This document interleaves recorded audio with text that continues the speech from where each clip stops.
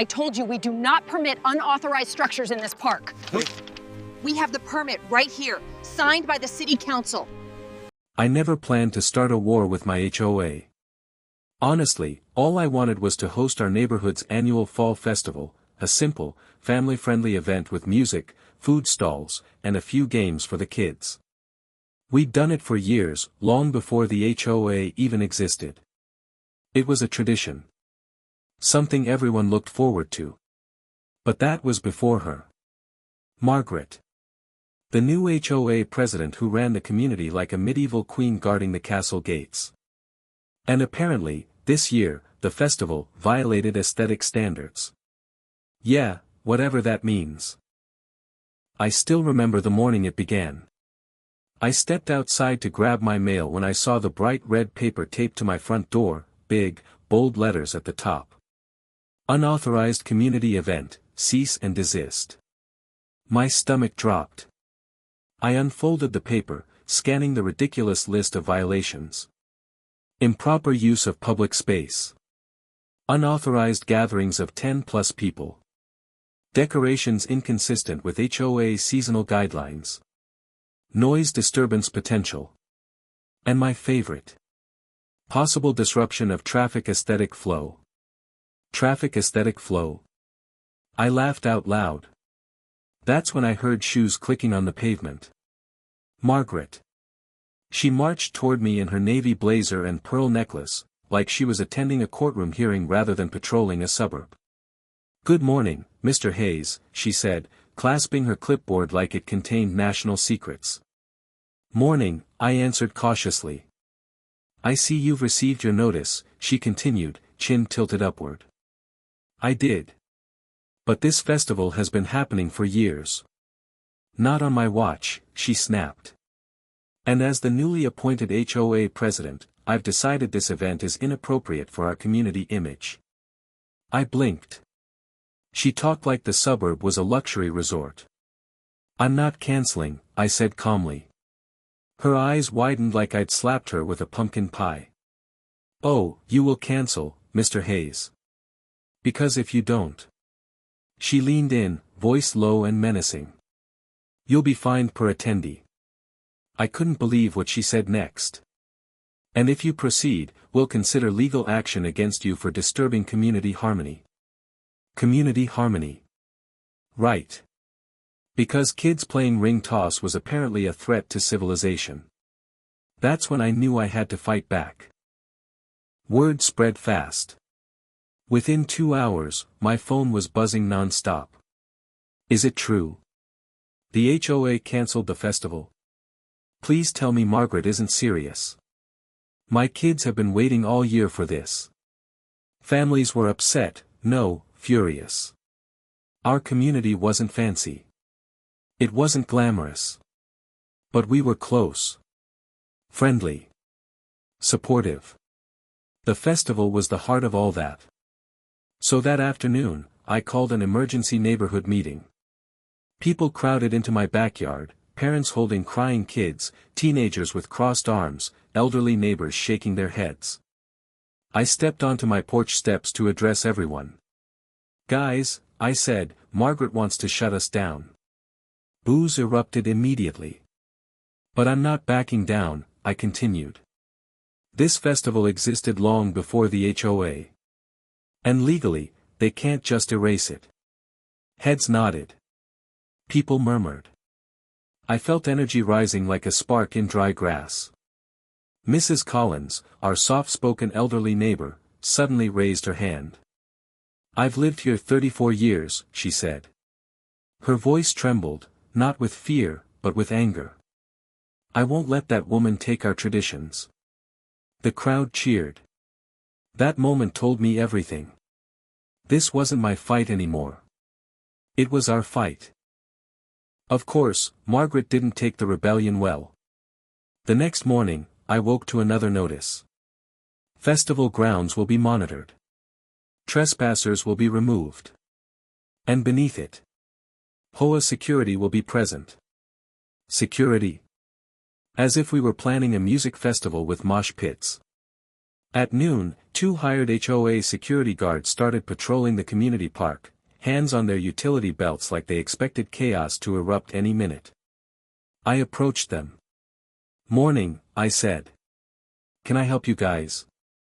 "We're under strict instructions not to let unauthorized events occur," one said stiffly. "Right. And who authorized you to patrol public land?" I folded my arms. They hesitated. They didn't know. Because surprise. The park wasn't owned by the HOA. It was owned by the city. And I had already called the parks department to double-check. But I kept that ace up my sleeve. For now. The day before the festival, Margaret marched up to my driveway again. "This is your last warning, Mr. Hayes," she snapped. "You can issue as many warnings as you want," I replied, keeping my voice steady. "We're proceeding." Her eyes narrowed. "You think you're a hero? You're causing chaos in our community." "No. I'm trying to keep it alive." This time she didn't argue. She just smirked. "I hope you're prepared for the consequences." She walked away with that cold confidence that said she believed she'd already won. For a second, doubt hit me. Was I really ready to take on the HOA? Then I heard something behind me. Kids in the street, setting up handmade paper pumpkins. Neighbors painting signs that said, "Fall Festival, let's do this."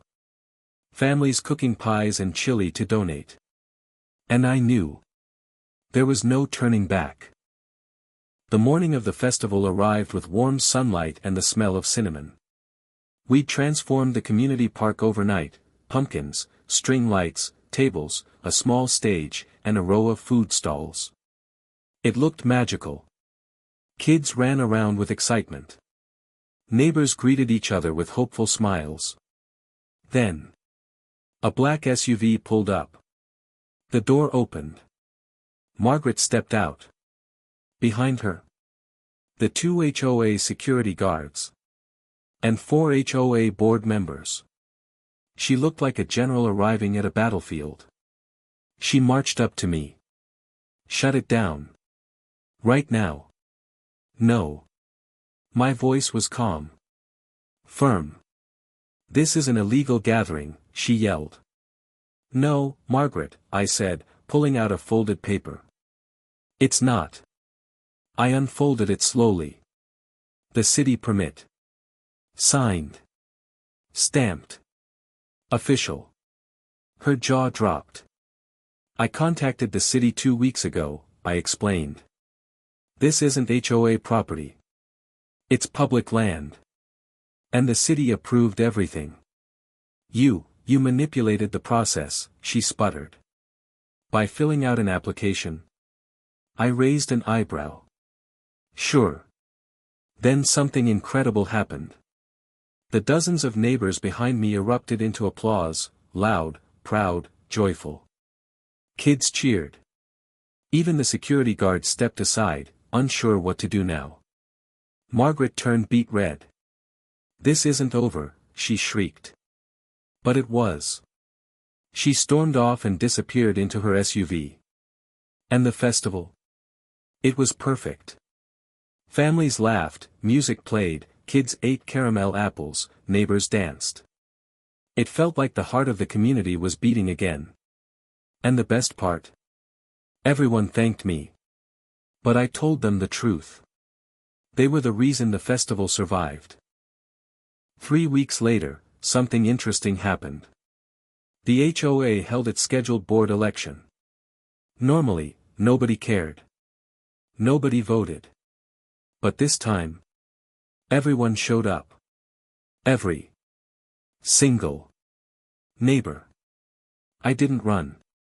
I didn't campaign. I didn't even attend the election. But the results spread like wildfire. Margaret was voted out. Unanimously, ***. A new president was chosen, a reasonable, kind neighbor named Tom who actually believed in serving the community rather than controlling it. The first thing he did? He reinstated the Fall Festival as an officially recognized tradition. When I ran into Margaret a week later while taking out my trash, she wouldn't even look at me.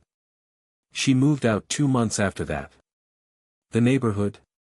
Better than ever. Looking back, I realized something important. People like Margaret don't just take power. They take advantage of people who refuse to push back.